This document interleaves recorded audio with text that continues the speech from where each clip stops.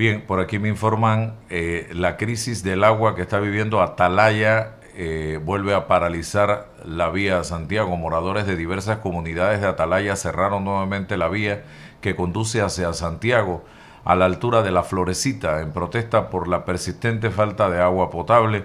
Los residentes denuncian que mientras el IDAN se jacta en redes sociales de la excelencia de su gestión, sus comunidades llevan tiempo sin recibir el vital líquido. Somos objeto de burla, dice la cuenta La Voz de Veraguas.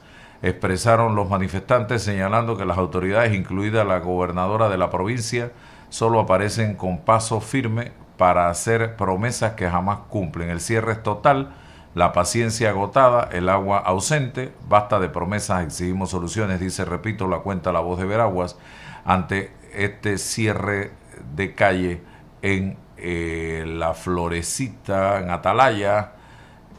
Así que, bueno, ya saben lo que va para allá, señores.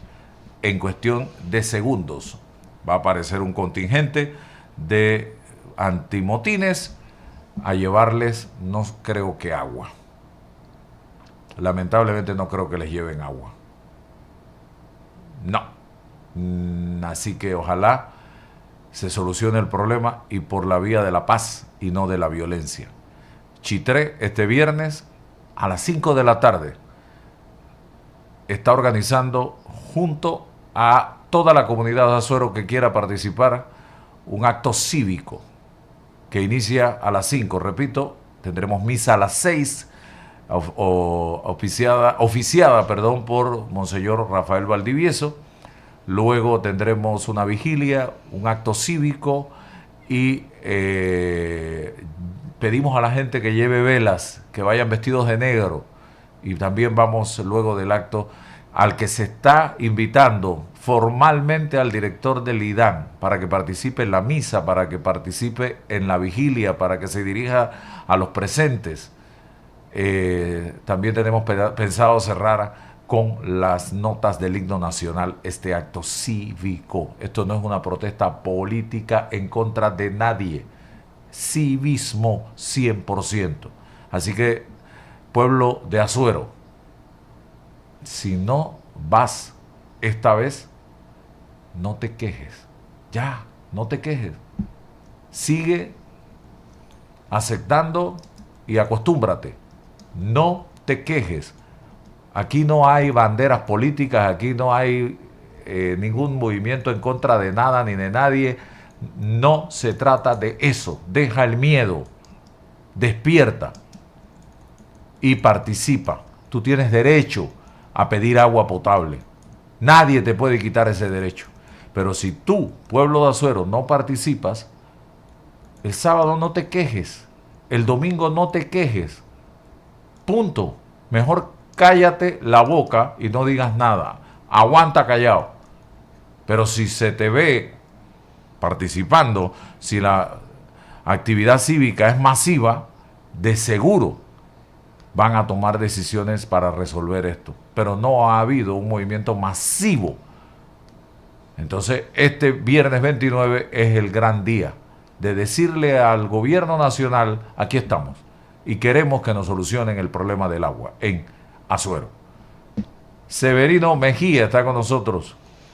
Él, desde la Universidad de Panamá, a través del Instituto de Criminología, por muchos años, ha estado trabajando, insistiendo en la necesidad de buscar alternativas de solución para el problema del crimen en Panamá, desde distintas perspectivas, pero principalmente a través de consensos, de diálogo, de política de la política criminal, no de la política tradicional, de una política criminal de Estado.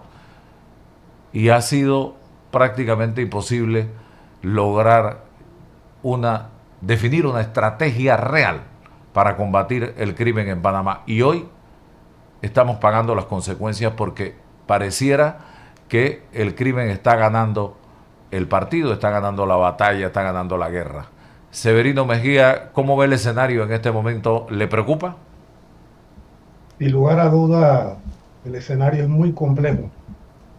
Y escuché atentamente al fiscal Olmos, Joan Olmos, y coincido totalmente con los comentarios y reflexiones de los hechos que ocurren en nuestro país. Yo creo, Álvaro, buenos días, licenciado Rodríguez. También está con nosotros Rolando Rodríguez. Buenos días a ambos. Mira, Álvaro, nosotros tenemos que saber gestionar la inseguridad del país y más que todo la preocupación de la ciudadanía. Aquí podemos estar todo el día hablando de cómo enfrentarla, pero al ciudadano común le interesa saber qué hacer, cómo se debe enfrentar el problema. Y para eso están las autoridades. Sin embargo, aquí quería adelantar porque hay algunos conceptos erróneos que hay que corregir, que se ha vuelto una práctica común de establecer pandillas y bandas como sinónimos. No es así. Hoy día las pandillas han evolucionado a bandas que son grupos mucho más estructurados, más sofisticados y que no guardan lealtad con su barrio. Ellos se ocupan a nivel nacional y por eso vemos esas bandas en todo el territorio nacional. Empezamos por ahí. Por otro lado, a mi juicio, las principales instituciones que hay que darle músculo es al órgano judicial. Una justicia débil no disuade. Una justicia que da casa por cárcel a los delincuentes motiva o le da la iniciativa al delincuente de seguir cometiendo los delitos que hoy día vemos. Acuérdate que hace muchos años atrás los asesinos o sicarios, que en principio eran colombianos, después relevados por los panameños, lo hacían en determinadas áreas. Hoy lo hacen en cualquier lado, de día, de noche, frente a gente, y no establecen diferencias si van a disparar a quién se llevan por delante. Y eso es precisamente uno de los grandes temores que tiene el ciudadano, que quede involucrado con daño colateral. Entonces son temas que requieren una reingeniería completa de poder producir un cambio cualitativo y cuantitativo de cómo encarar el problema de la criminalidad. Y este es un hecho que creo que todavía falta mucho por hacer. Por otro lado, el tema de la seguridad ciudadana no es un tema de carácter policial. Este es un tema de Estado. La seguridad tiene que integrarse con todos los actores del Estado para poder hacerlo con buen criterio, con buena decisión y pensamiento crítico de todos los actores que manejan este tema. Repito, si aquí nos ponemos a hablar que hay que hacer nuevas leyes, sí, hay que hacer nuevas leyes que sean lo suficientemente coercitivas, de tal suerte que el maleante, delincuente o pistolero lo piense dos veces. Y tú hablaste algo, Álvaro, que no sé por qué razón la política criminológica, que tomó 20 años en ser aprobada y que empezó en 2001 en el Instituto de Criminología y fue en el 2023 que se aprobó, no sé por qué razón está en el gavetero. Sobre todo, San Miguelito, la mayoría, los principales empleadores hoy día en San Miguelito es el crimen organizado. ¿Y a quién contratan? A los niños, a los menores de edad. Y lo que se está destinado con la política criminológica, no criminal, son dos cosas diferentes. Política criminológica es de carácter preventivo. La criminal es la acción que lleva a cabo el Ministerio Público para poder capturar al delincuente. Mientras la política criminológica de carácter preventivo de alguna manera evita que esos jóvenes caigan en la garra de la delincuencia, podemos de alguna manera ir mitigando un poco los hechos de violencia. Que hay violencia en el mundo, sí, los hay de todo tipo, pero lo que tenemos que mostrar como Estado es que el monopolio de la fuerza la ejerce el Estado, no las bandas. Y eso es lo que estamos viendo actualmente en nuestro país. ¿Cuáles son las principales causas del aumento de la criminalidad? Y no me digan que no, porque sí se percibe en la población un incremento en la criminalidad en este país. A diario estamos viendo cómo matan a la gente y el argumento es que se están matando entre ellos. Un argumento que asusta y que a mí en lo personal me disgusta porque mañana o pasado la bala no conoce a nadie y puede que a Rolando impacte a Rolando, impacte a Severino, impacte a Lisbeica, me impacte a mí y después, como dije hace un momento, no, es que andaban en droga.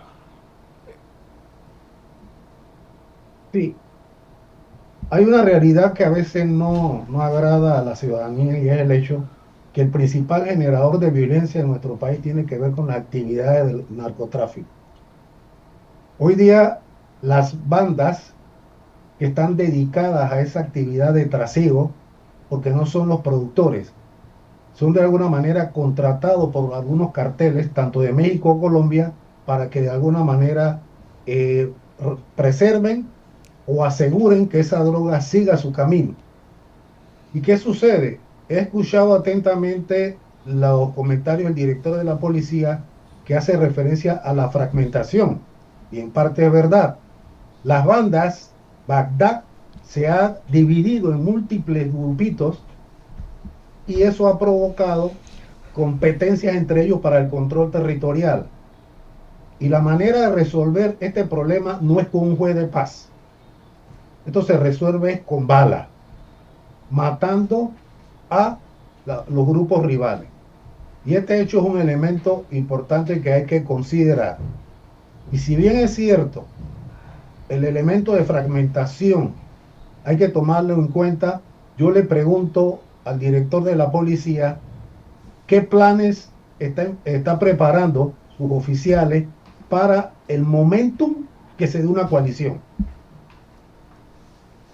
Así como hay fragmentación, las bandas también se unen de carácter estratégico para lograr un propósito sin perder sus independencias. Yo he venido sosteniendo por mucho tiempo que aquí no estamos viendo con luces largas si esas bandas se convierten en grupos autárquicos, es decir, con la capacidad de no ser empleados o contratados por los carteles extranjeros, sino de ellos convertirse en un grupo independiente con capacidad de poder enviar directamente ellos a los Estados Unidos y todavía a Europa las drogas o cualquier otro producto, porque hay que tener presente que el crimen organizado no únicamente se especializa en el tema del narcotráfico. ¿Qué pasó con la trata, el comercio ilícito y otras actividades que generan recursos económicos? Que al fin y al cabo, la razón de ser de estas organizaciones criminales es económico. Entonces son hechos importantes que hay que ver con una mayor dimensión cómo prepararnos y crear conciencia de una acción de parte del Estado. Esto no es un tema, repito, de carácter policial.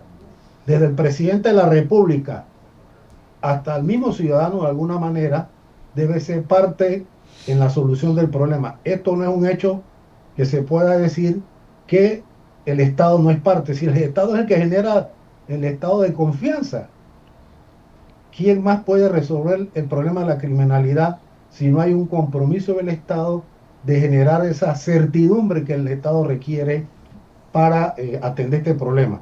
Yo quería aprovechar la oportunidad para ofrecer algunas ideas.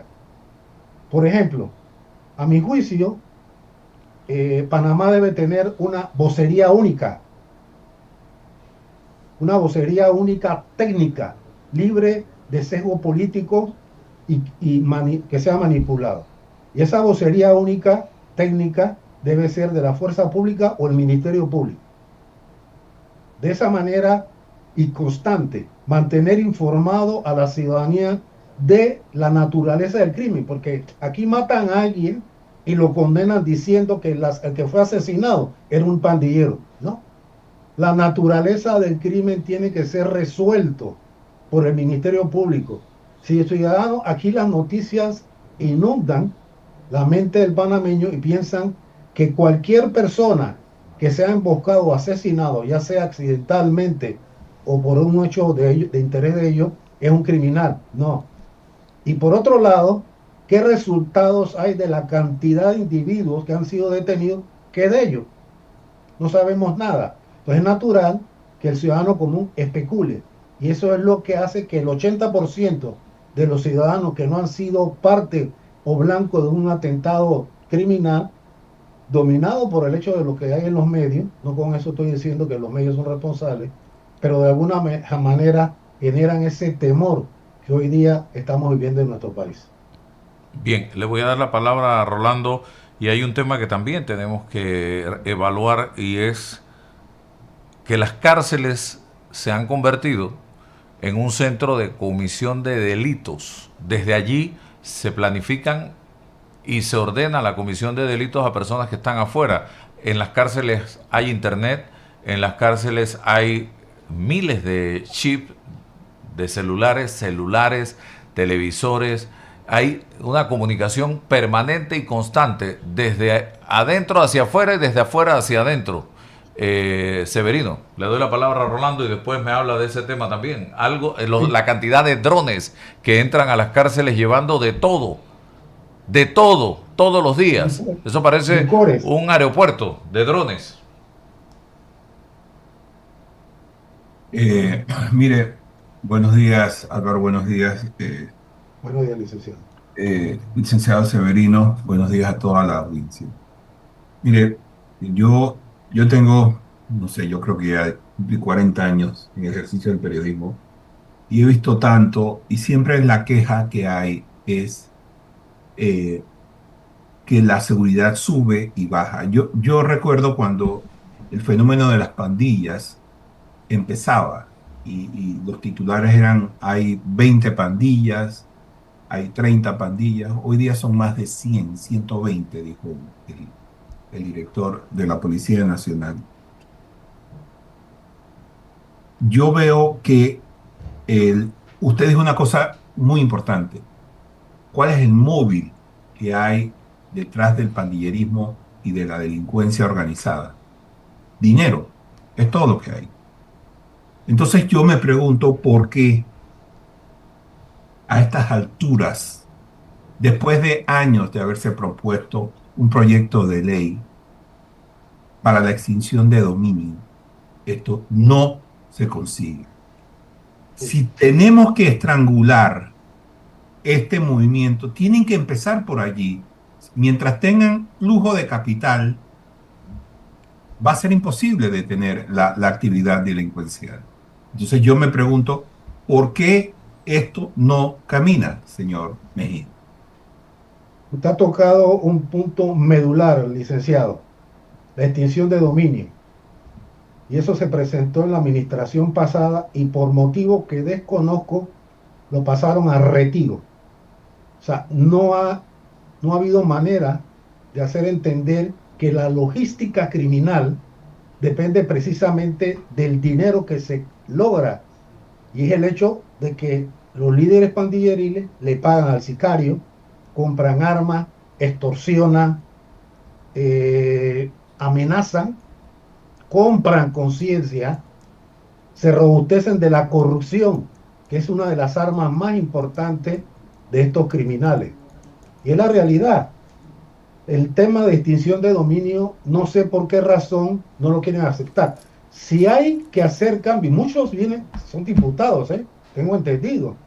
¿Cuál es el miedo o temor que tienen que esta ley o este proyecto de ley funcione? Si funciona en 9 o 10 países de América Latina, usted le quita el recurso económico, los deja totalmente con las manos atadas. Y eso es una decisión de carácter estratégico que puede funcionar. Así como escuché al licenciado Olmo que el sistema penal acusatorio no funciona, bueno, hay que corregirlo. Hay que corregirlo. De otra manera, si no hacemos nada, somos cómplices. Comparto 100% lo que usted dice, licenciado. Mire, y hay una cosa más, señor Mejía, y es que yo no entiendo por qué estas cosas no trascienden. Usted ha dicho otra cosa que es muy cierta, y también lo dijo el fiscal Olmos, y es que se necesitan reformar leyes, códigos, porque desgraciadamente el delito no es algo en el que pasa y punto, siempre está en evolución y por eso se necesita estar reformando continuamente porque crean nuevas formas de delincuencia, nuevas formas de delito. Y es importante entonces, justamente, que ellos siempre van por delante. Entonces, la justicia, la autoridad, tiene que tener elementos para poder ir al ritmo de ellos. Y por eso la Corte Suprema de Justicia y el Procurador General de la Nación tienen iniciativa legislativa, pero van extraordinariamente rezagados respecto al tema de las leyes y las penas. Y esto tiene que cambiar, porque si vamos a esperar que lo haga otro, siempre el otro que llega, yo no quiero meterme en este lío y terminamos con leyes viejas y leyes que no se aprueban. Entonces me parece que vamos muy atrasados en términos de mejorar o de modernizar la ley. Y otra cosa que olvidamos es que estas organizaciones cada vez se vuelven más sofisticadas. Mire, y tenemos un serio problema, y es que nuestro sistema de identificación ciudadana ha sido vulnerado. Aquí hay delincuentes que tienen 2 y 3 pasaportes, y no es que sean falsos, han sido sacados con documentos legítimos, pero cuyo texto es falso, pero tienen pasaportes panameños muy, muy seguros, porque el pasaporte panameño es un documento seguro. El problema es que la información que contiene muchas veces no es segura. Y con eso pueden abrir cuentas bancarias, pueden irse a comprar propiedades, es decir, practicar el lavado de activos, porque allí termina el asunto, en el lavado de activos. Y entonces tenemos un serio problema que no se resuelve con las entidades como Cedulación, por ejemplo, en el que se venden en el mercado negro cédulas panameñas. Entonces tenemos una enorme cantidad de problemas que gira en torno a la seguridad nacional, pero yo no veo que se estén haciendo o se tomen los correctivos que se necesitan y a la velocidad que se necesitan. Yo coincido con usted, licenciado Rodríguez, por el hecho de que si la justicia, tanto el Ministerio Público o el órgano judicial, no saben que la criminalidad muta, se transforma, ¿cómo vamos a llevar una velocidad de marcha adelante de los criminales? Yo me pregunto, sí, y no soy abogado, y no quiero decir una cuestión que definitivamente esté errado, pero lo dejo en la nube de cuántas capacitaciones se reciben, no únicamente los fiscales del crimen organizado, todos los que están en el tema penal, el entendimiento qué es una organización criminal, cuál es su dimensión, cuál es su alcance. Yo creo que la capacitación para poder entender y poder llevar a cabo iniciativas como la que usted está indicando requiere un mínimo de conocimiento y entendimiento que el delincuente a veces nos lleva 5 pasos por delante y quedamos entonces a la defensiva cuando los grupos criminales tienen la iniciativa y se llega a percibir, como se dijo aquí, que San Miguelito está controlado por los criminales y pareciera que sí. Y otro elemento, el tema de la corrupción. ¿Quién para el tema de la corrupción? Yo no he visto, como ciudadano común, cuántos corruptos están en la cárcel. Eso motiva que los delincuentes sigan haciéndolo porque saben que no hay certeza de castigo. Saben que tienen la bandera de la impunidad y seguirán haciendo. O sea, se ha descrito, esto es un problema multifactorial que requiere una dimensión amplia, no un detalle. Por eso que lo reitero, no es un tema único de carácter policial. El rol de los municipios, el rol de las juntas comunales, de carácter preventivo. Un representante de corregimiento debe saber cuántas familias de su corregimiento tienen problemas. y hay que atacarlo de manera inmediata, preventiva. ¿Cómo es posible que haya familias disfuncionales donde no hay papá, donde no hay mamá y la abuela es la que cría en tema de San Miguelito? ¿Y dónde van a sentir el cariño los jóvenes? En las pandillas. Sí es. Entonces, si no atacamos esto desde un punto de vista criminológico, desde un punto de vista psicológico, sociológico, ¿cómo vamos a resolver lo que se está dando hoy día? O sea, se requiere, y esto no es una cuestión de tener una varita mágica que inmediatamente hágase la luz y sacar a colación quién podrá defendernos. Chespirito no. Y Por eso que este es un tema de Estado, esto no es un tema únicamente de uno o dos actores. sobre el tema de la ley de extinción de dominio que planteó Rolando y que muy bien, a la que muy bien se refirió Severino, hay comentarios de la gente. La percepción de muchos panameños es que no se aprobó porque para muchos políticos sería darse un tiro en el pie. Así de sencillo. O sea, no la aprobaron no por temas de forma o de fondo, no. Es porque les puede afectar a algunos políticos tomadores de decisiones que históricamente han sido señalados por enriquecerse de los recursos del Estado. Entonces, no quieren una ley como esta porque puede afectarlos a ellos mismos. Pero entonces, Álvaro, ¿quién es el afectado con lo que estamos viviendo hoy día? El pueblo panameño.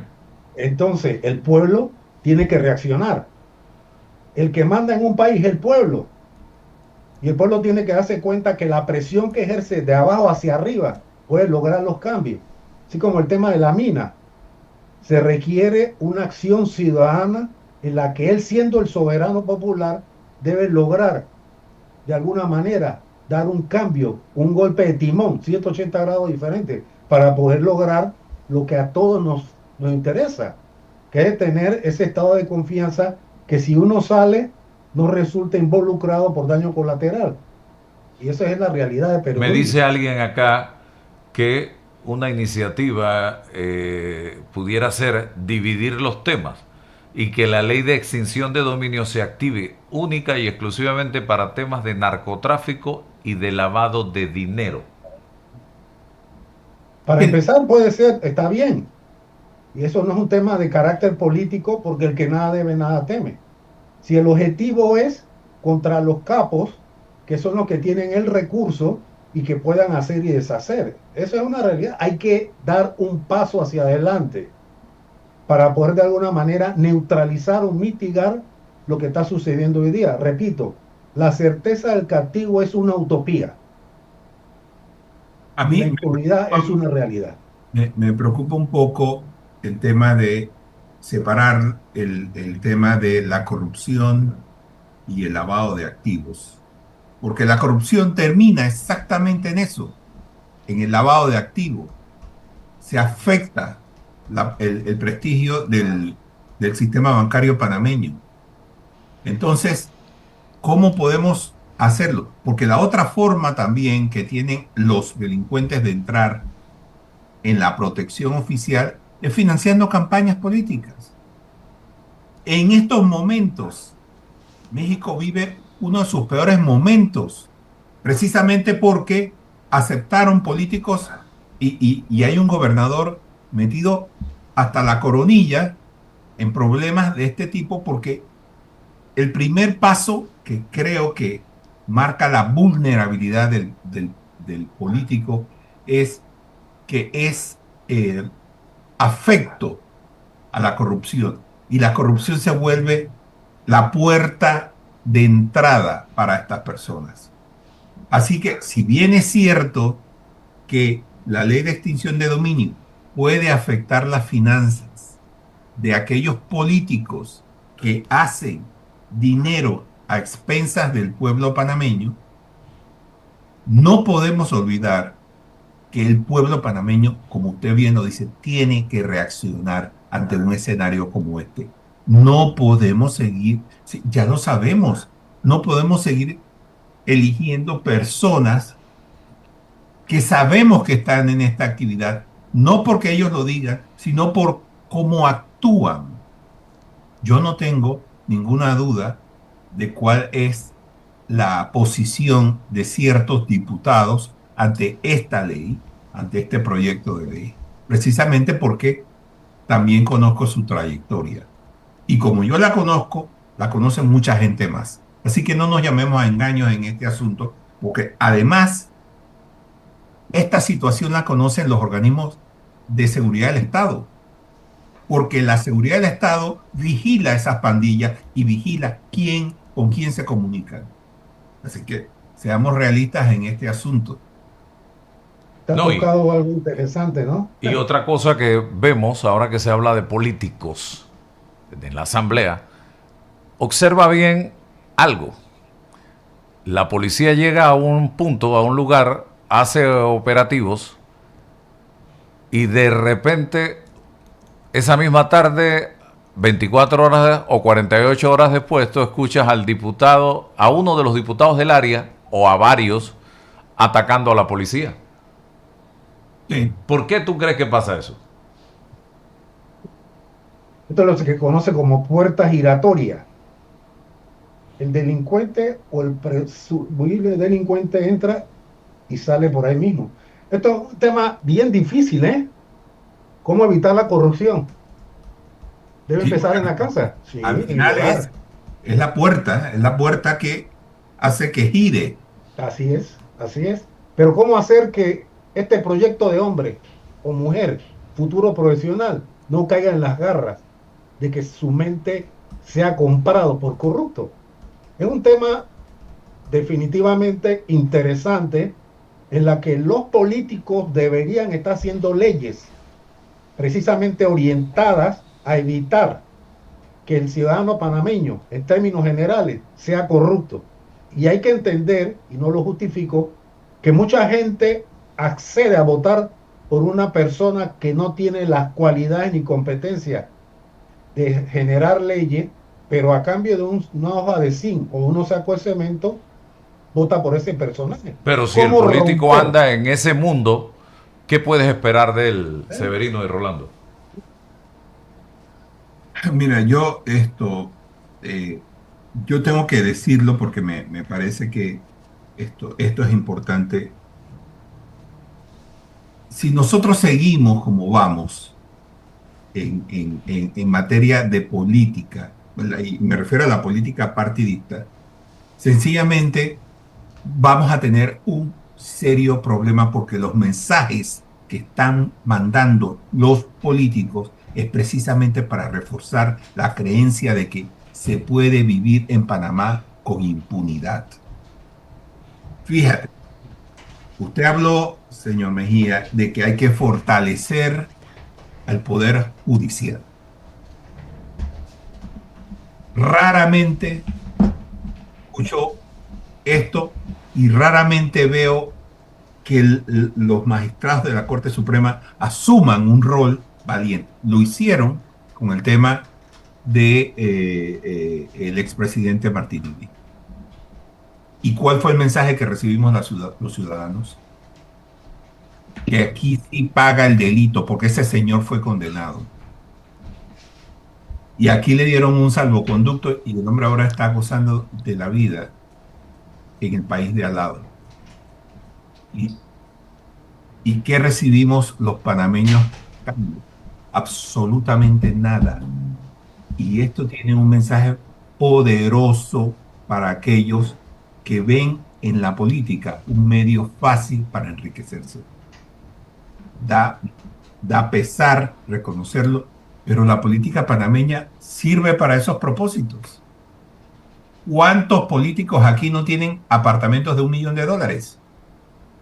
En las mejores barriadas de Panamá, las más exclusivas.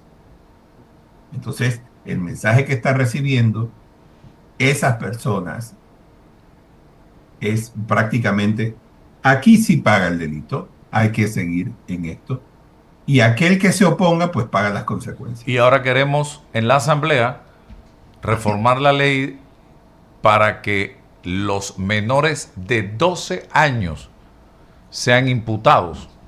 O sea, si seguimos así, vamos a llegar al vientre materno con las leyes ¿Esto resuelve realmente el problema o tenemos que hacer un trabajo en el hogar, en la sociedad, en las escuelas? Porque si seguimos, repito, a ese ritmo, ¿a dónde vamos a llegar? Para nada. Toda acción coercitiva no resuelve. Mientras el Estado actúe únicamente de carácter coercitivo y no atendamos el tema de la prevención que empieza en el hogar, y es ahí donde hay que involucrarse. No es que meterse en la vida de las personas en su hogar, sino identificar y hacer un diagnóstico quiénes son los que conviven ahí. Y ahí nos vamos a dar cuenta y quedaríamos espantados de encontrar menores que ya tienen 7, 8 homicidios en su espalda. ¿Y qué hacemos?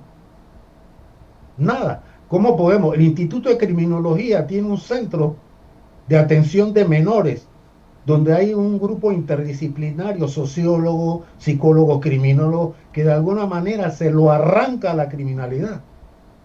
Entonces, es ahí donde hay que atender esta necesidad de poder ayudar científicamente, poder evitar que ese niño o niña crucen la línea roja y lo veamos en la cárcel, en el hospital o en el cementerio. Y esta es una responsabilidad estatal del Estado. Esto no es un tema de únicamente de un grupo que está preocupado por lo que ocurre.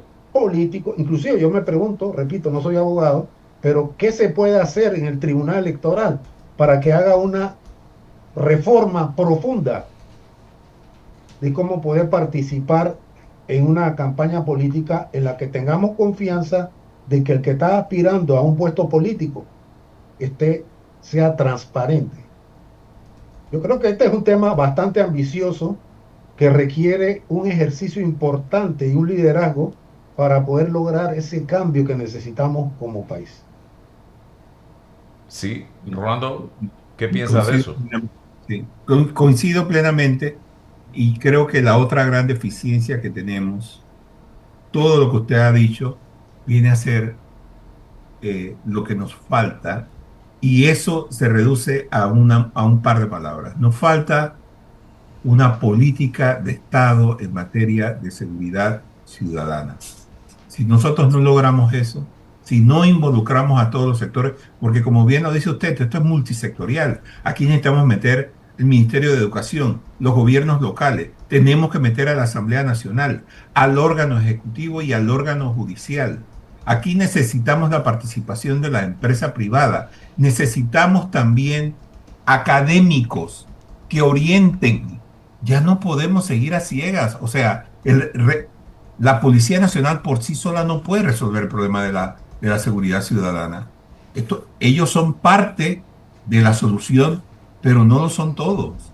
Entonces yo creo, francamente, que a estas alturas ya el país tiene que reconocer que nos falta una política, así como tenemos una política nacional en materia de logística canalera, de política sobre el manejo del canal. Nosotros también deberíamos tener ya políticas nacionales sobre educación y sobre seguridad ciudadana. No las tenemos.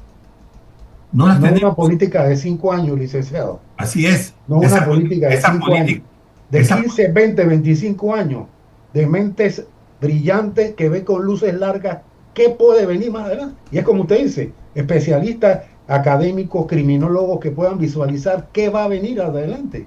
Cómo prepararnos para que las bandas nuestras no transiten o evolucionen a organizaciones criminales transnacionales. Porque puede darse.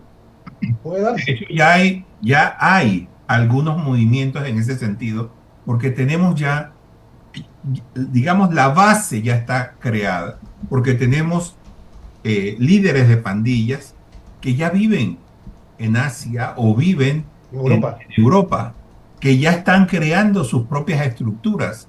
El próximo paso es, yo me voy a convertir en distribuidor, comprador y lavador, pues. O sea, es la estructura completa. Entonces, el Estado panameño está en franca desventaja frente a la criminalidad de estas personas porque están logrando sus objetivos y nosotros, o sea, el Estado panameño, no lo está haciendo. Así es, así es. Bueno, gracias, Severino.